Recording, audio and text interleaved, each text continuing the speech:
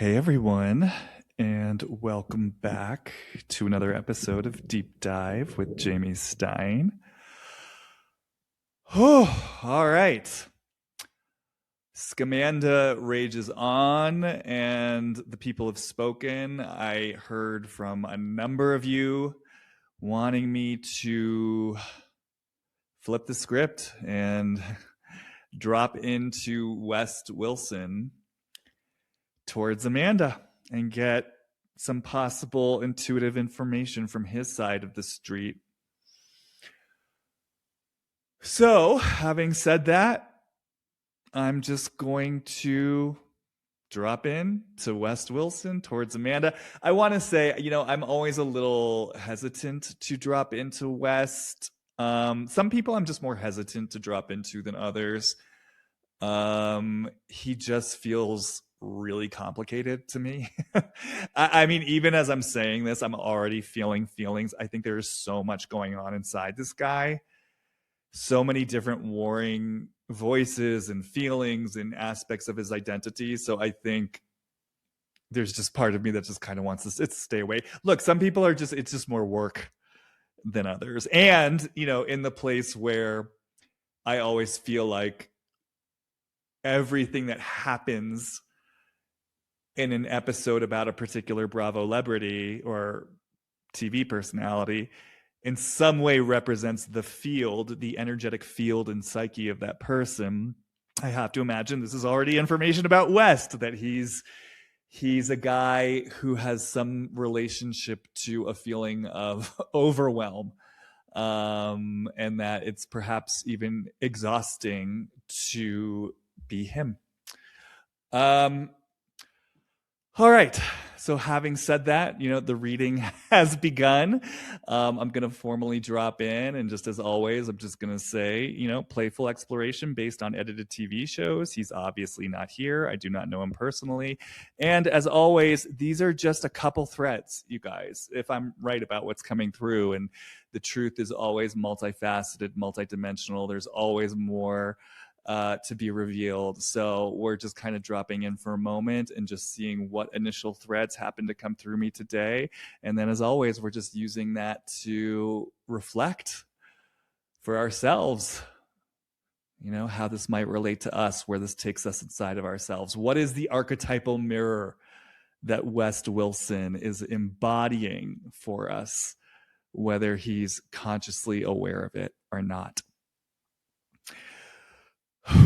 All right. So having said that, I'm going to drop in to West Wilson towards Amanda Batula. I mean, it is funny. Like I will say, the second I do it, it is like I don't want to stay in my body as West. And it's just, I don't want to look right at her. It is this feeling of I don't want to know it, I don't want to hear it, I don't want to see it, I don't want to know it. Oh, and then it's like I don't want to fucking know it. Like, meaning in this case, West not wanting to take Amanda fully in right here. It feels to me like the part of West that's basically saying, I don't want to. God, even saying these words, I start to have feelings. I don't want to know myself on a deeper level. Ooh, yeah. Like I cannot express to you how true that feels in my body for West. I do not want to know myself on a deeper level. And it's like the words I'm hearing are, I'm running scared. Like I'm running scared. And like I just said before, it's like I can barely sit still in my body. I'm on the run.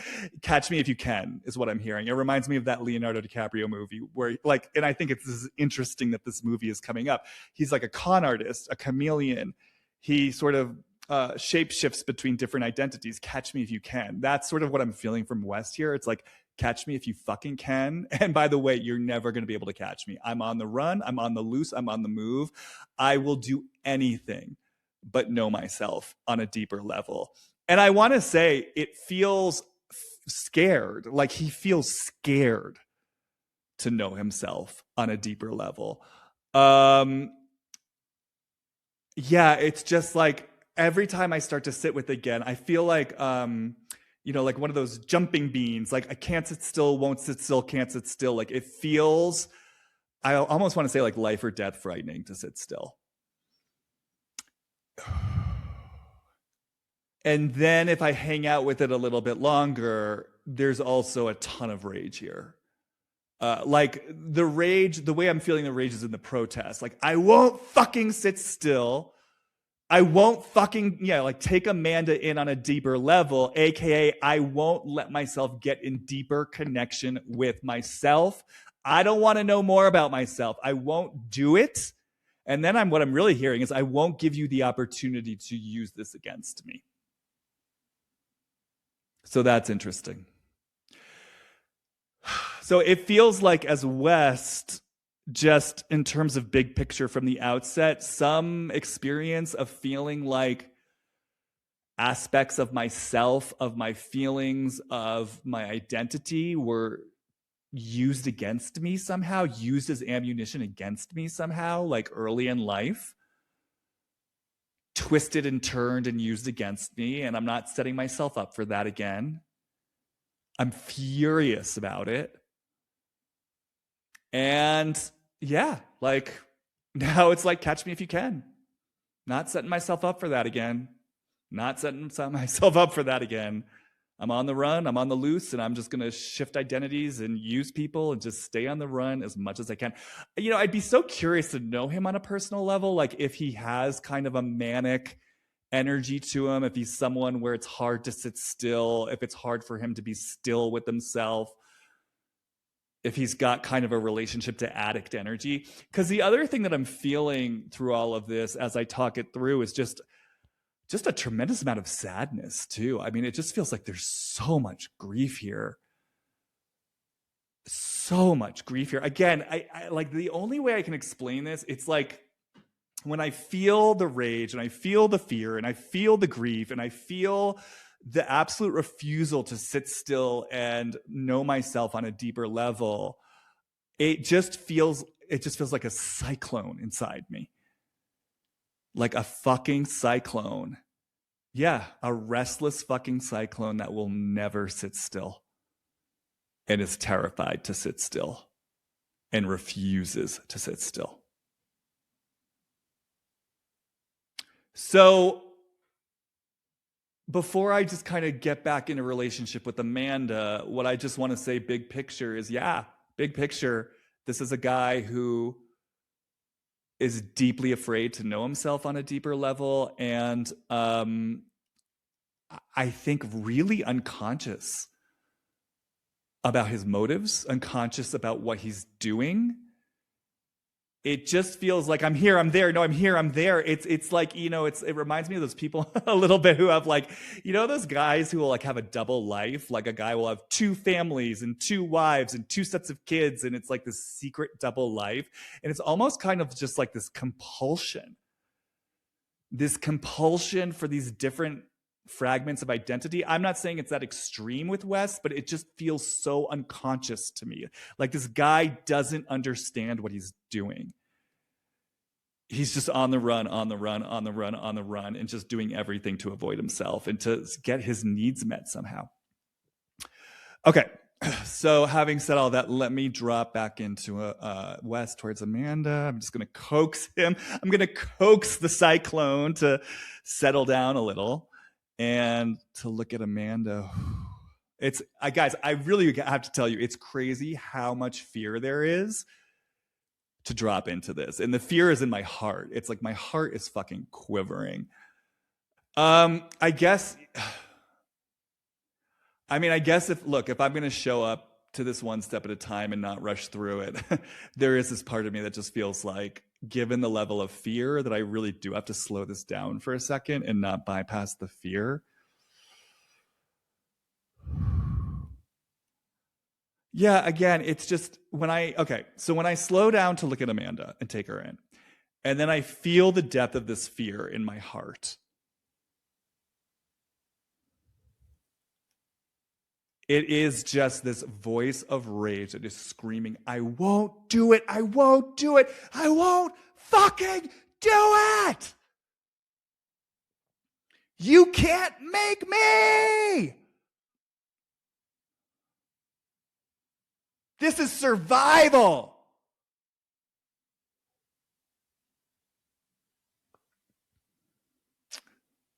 Yeah, this is fucking survival, and I'm furious. So this is what I'm saying. This just goes back to what I was saying earlier. This feels like life or death for him. There is something about the stillness of dropping into himself more deeply and the way that this could be used against him that feels life or death to West's psyche. And he refuses to do it. And then what I'm really hearing, and this makes sense in terms of the show, I'm playing to win. I'm playing to win.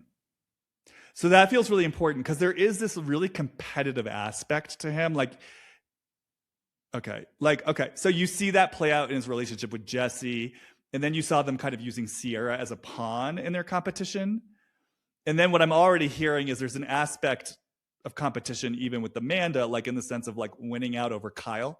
And I feel like we kind of saw that on the show, even like the way that he was sort of self-righteously positioning himself as like Amanda's savior. It felt to me when I was watching the show, there was like this real like contempt for Kyle. Like it didn't feel clean watching the show. It felt like, he was puffing up his chest and stepping in as like the knight in shining armor. And I'm going to be the man who steps in and does the right thing on behalf of Amanda. But it felt like competitive with Kyle, like comparing himself as above Kyle and being the guy who steps in. And so I'm just saying all this because I do always feel this sense of competition in West. Like I'm playing to win. And that feels here. Even like, it's so funny because it's like, even like last season, when he was working so hard to get back in with Sierra's good graces. This is so interesting. He was working so hard to get back into Sierra's good graces, right? And he was doing all the right things, like being so sensitive to her, giving her all this room and space, not hooking up in the house out of respect for her. And it's interesting because, I think I've spoken on this podcast. I think I was one of the few people who didn't love West this first season. Mostly because it felt clear to me he wasn't serious about having a serious relationship with Sierra. And I felt like she was being super clear with him about what she was looking for. And he wouldn't come clean or straight and give her a clear answer. I mean, I didn't understand why she wasn't clocking that. I also didn't understand why the viewing public wasn't clocking it, because it was so clear to me that Sierra was saying, I want someone who's serious about serious relationship. And it was so clear to me that West would never give her a clear answer that matched. It felt like he hemmed, he hawed, he hovered around it. And I was like, this guy isn't matching her conviction. And in fact, he's sort of doing the opposite of what she's asking for. And it bothered me. I felt his energetic murkiness, and I felt him not being direct with her and tagging her. What's the expression? Tagging her along? Dragging her along? I don't know what the right expression is, but I felt him kind of fucking with her in a way.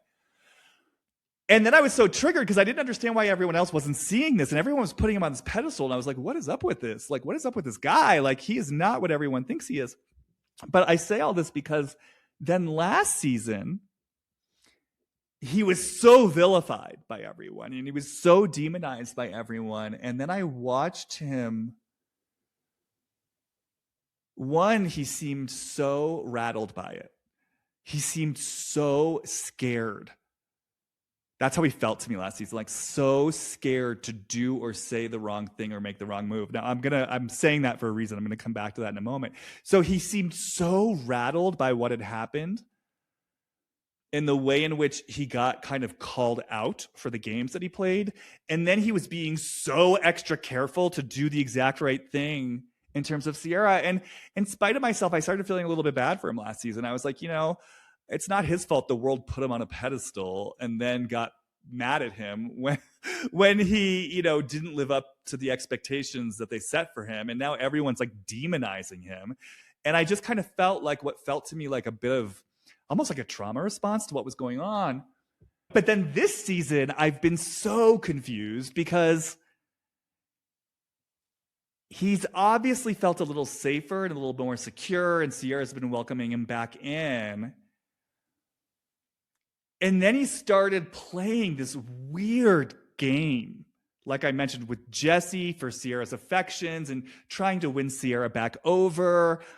And I'm right now, I'm cocking my head like a confused dog, like when a dog gets confused, like I'm just cocking my head to the side. Like I've been watching him this season, like not knowing quite what to make of him. Cause I was like, to me, my old experience of West is here. It feels like he's playing some sort of game, but I can't quite clock it. And what's coming to me now as I'm saying all of this, it's almost like I do think the fear was real that I was sensing in him. And that's what I'm connecting it to what's come through so far in this episode. That if I'm right about there being kind of a life or death fear connected to this experience of somehow being more deeply connected to his true self, like the West behind the mask, then it makes sense that last season there was an experience of his real fear.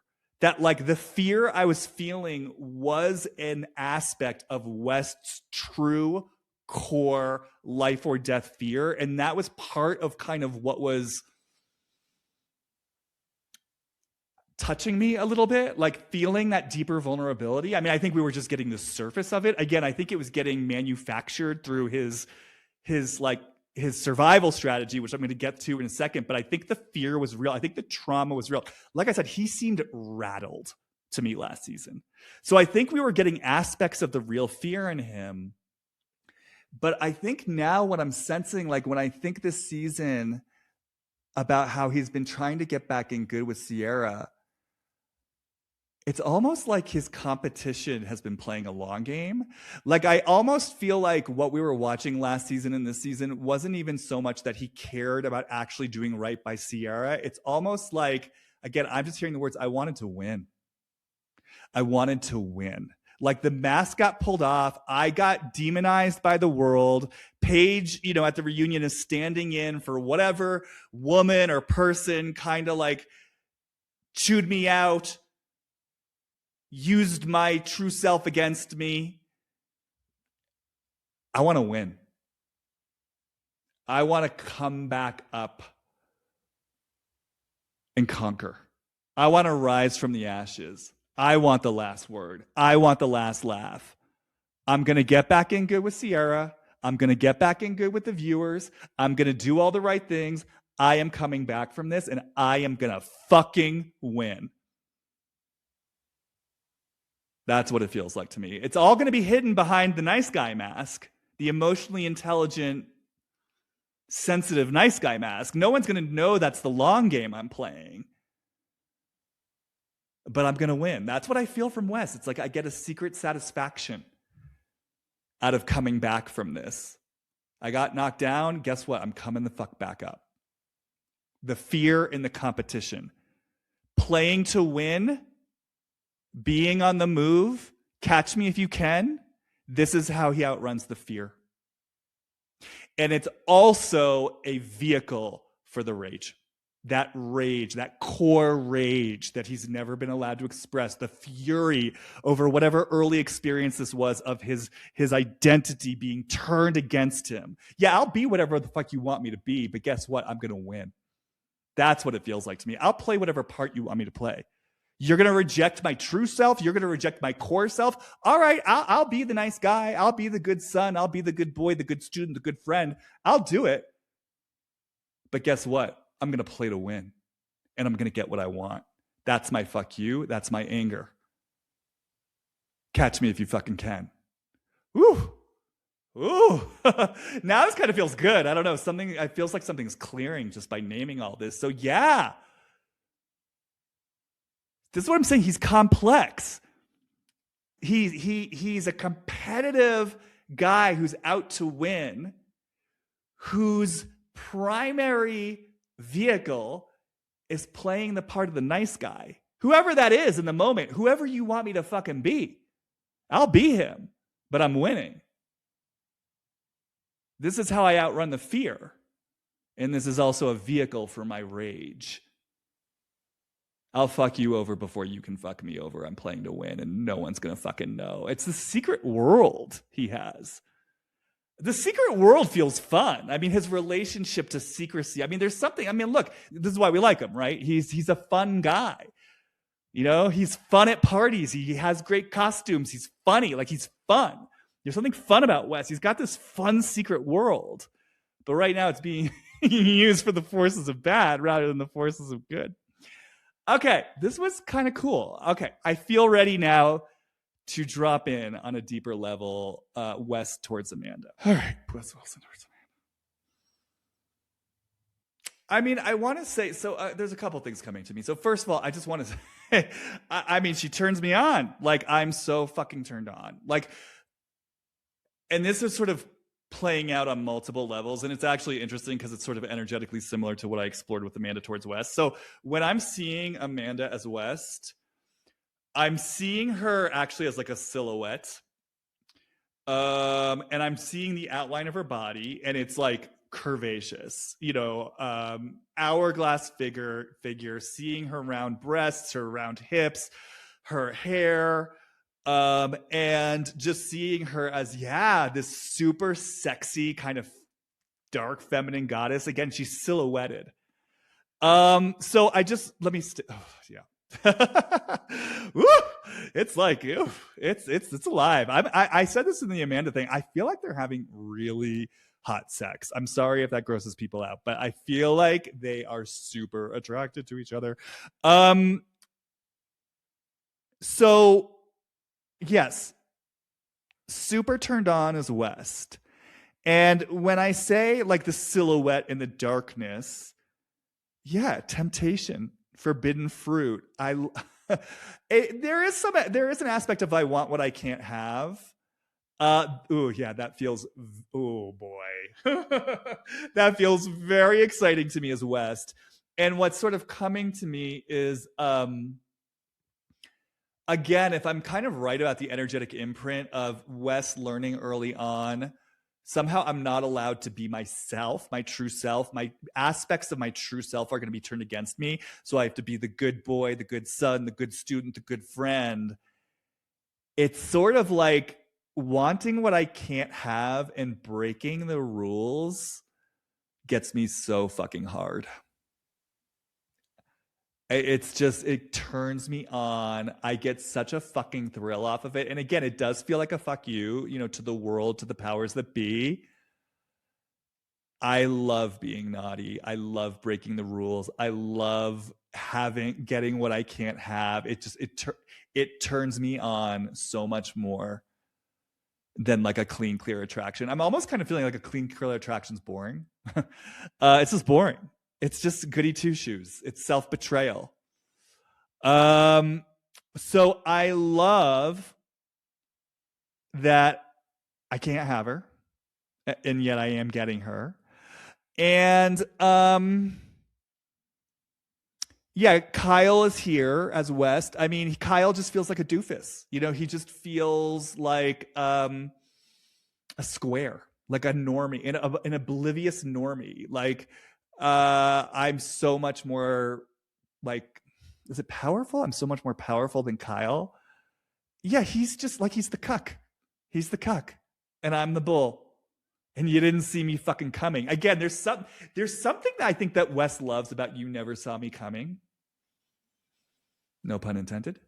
That feels like part of the thrill of the game for him. Like, you never fucking saw me coming. Like, you're all underestimating me. You think I'm just this good little sweet little boy. You don't know what's going on under the surface. And especially I think for someone like Kyle, who's like king of the castle in the summer house world, it's like, oh, you think you're the king of the castle. You think you're the king of the castle. Well, I'm actually like the jester on the side who no one's taking seriously. And I've got all the fucking power behind the scenes. Okay, so let me come back to Amanda. There's also kind of like, there's something here about him having the power to pull her into the dark side. Like, he's kind of initiating her into the darkness, but also kind of like a meeting of the minds. Like, they feel like they understand something about each other. That they, I mean, because again, Amanda has her own relationship to being a good girl. Like, you know, a lot of people talk about this. I've talked about this. She, you know, she, in my opinion, has kind of always over identified with like the little girl in her. She doesn't lead with her adult maturity, her full powerful womanhood. You know, she leads with the little girl. She's been a good girl. She tends to, you know, if I'm just sort of being blunt and direct, she can get really whiny, mopey. You know, she disowns, I think, a lot of her strong, powerful energy. And so it's interesting. I think they both have a relationship to being good girls and good boys. And then there's something they understand about kind of the inner, you know, the the inner darkness. In her case, the inner diva. In his case, the inner, you know, like magician, con artist, shapeshifter. Yeah, it does. It just feels like there's a little bit of like a Bonnie and Clyde feeling to them. Like they're sort of on the rush of being outlaws together, doing something naughty, and even the notoriety. Like the notoriety feels good to me for them, even though, you know, a lot of people are talking about it. It's like, this was so stupid, especially for Amanda. Like, you know, she was, this is a thing, you guys. So this is what I really want to say. It's like, you know, a lot of people are saying she was on the cusp of having it all. Like she was the sympathetic one in the divorce. People were rooting for her. She was going to get all these opportunities, and she just, what's the word? Like nosedived it. Like, I don't know. She just fucked it all up, basically. But it's sort of like what just came to me, you guys. If I'm right about this, like, I think what you've got to understand is, on some level, West and Amanda, and people like West and Amanda, they resent the good guy, good girl image. And they resent, on some level, the gifts that come from it. Even though, I mean, we're talking about the unconscious, right? Because obviously you could say, well, that doesn't make any sense. Then why do they pretend to be the good girl and the good boy? Well, because that's their survival strategy. They learned somewhere along the way, it is not safe for me to have all my powerful energy. So I've got to play the good girl, the good boy to survive. But then part of them's furious about that. And part of them resents the life that they create as a result of that. So to me, it kind of makes perfect sense that maybe both of them would blow this up. And that something about the notoriety actually feels really good to them. Now, again, do I expect them to ever consciously own this? No. Do I expect them to consciously acknowledge it to themselves? Probably not. Maybe West a little bit more. But again, West just feels so all over the place and unconscious of his own motives. He's here and then he's there. That's the other thing I want to say about West. I think that he's deeply resented the bind he's been in for the last 2 years. So going back to what I was saying about him navigating the show, the world of the show, in the wake of his mask slipping and being called out for his behavior, I think it, like I said, I think it absolutely rattled him. I think he never saw that coming, by the way, because I think Wes has gotten away with this his entire life. It's kind of reminds me of what I talked about with Bronwyn a few years ago in Salt Lake City. I think there are people, I think some of these people who are chameleons, they're so good at what they do, because I think Bronwyn's great at what she does. I think Wes is great at what he does. They're used to getting away with it because they don't normally have a camera on them. And the camera, in the words of Kyle Richards, you know, it doesn't lie? The fucking camera, right? The cameras don't lie. And I think that's part of what's kind of amazing about these shows, is that it really, in a way, invites these people. I think it invites everyone who's on these shows to like take a look at themselves. But in particular, like, it invites these people to like really stop dead in their tracks and maybe take stock about what they're doing and why. But yeah, I think West is not I think West can weasel his way out of anything. And I think he's a smooth talker. I think he's gotten away with this his entire life. And so I think last year when the mask slipped and he got called out, I think it absolutely rattled him. And I think it absolutely enraged him. Again, there it is again. The fear and the rage go hand in hand. The fear and the rage go hand in hand. Some learned experience of being seen for who I am as a matter of life or death. So I'm terrified, but I'm also furious about it. Which, that's how it goes, guys. I mean, almost always terror and rage go hand in hand because there's a reason why you're terrified, right? So if you're someone who identifies a lot with fear, you bet your bottom dollar somewhere in there is a ton of rage. Rage over whatever it was that caused you to be scared in the first place. So I think that West was terrified and rattled, and I think that he's been deeply resentful of the part he's had to play for the last 2 years. And so the reason why I'm saying this is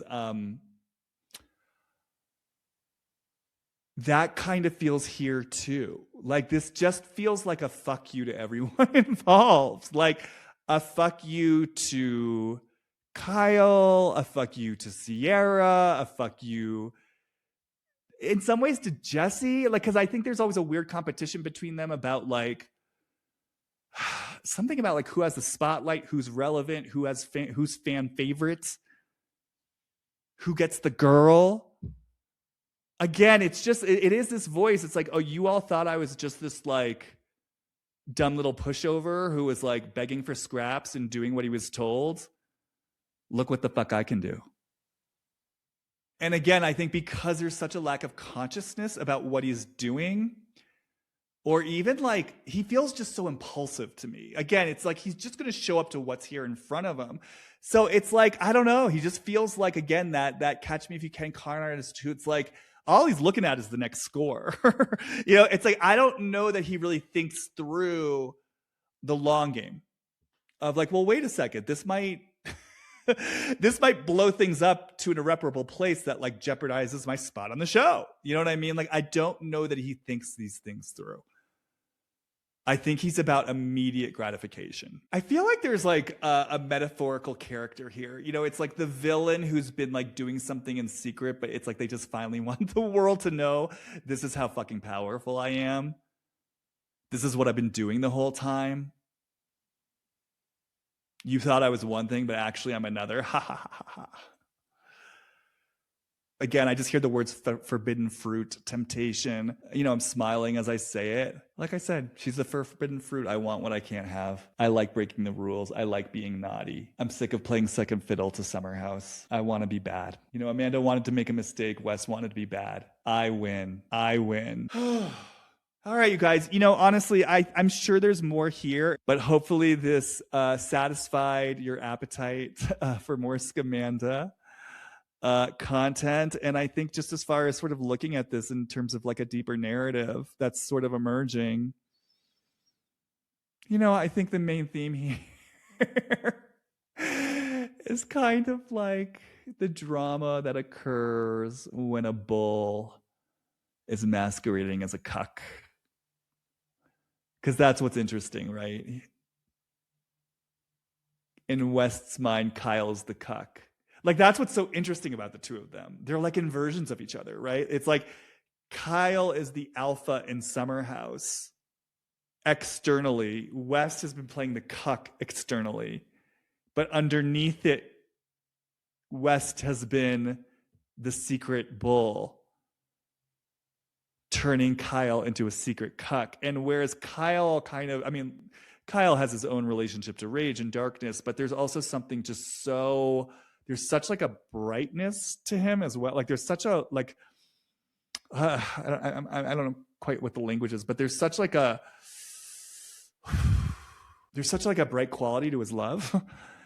Whereas West feels like, and like a kind of like a directness to Kyle and a straight shooter to Kyle, whereas West feels, but then also kind of like a bull in a china shop where he's like emotionally, not aloof, but like emotionally just so clumsy. Like he's not emotionally attuned. West, on the other hand, totally emotionally attuned, totally sensitive, emotionally intelligent, checks in with KJ, sensitive to the nuances of what Sierra needs, so fucking emotionally attuned, outwardly playing the cuck, the second fiddle,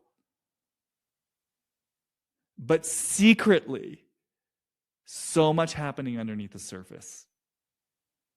Such a deep relationship to secret agenda, secrets and secrecy, his secret little world. Secretly making a secret play for the throne. So that's interesting. I mean, it is just so interesting. West and Kyle, like, that's an interesting. They are Ooh, I'm getting chills saying this. They are shadow aspects of each other. That would be really interesting to explore on a deeper level.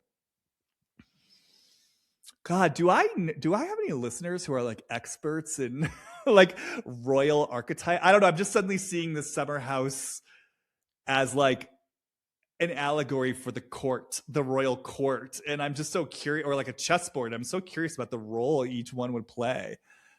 Because Kyle's kind of been like the oblivious king, and Wes has been like the like duplicitous secretive court jester.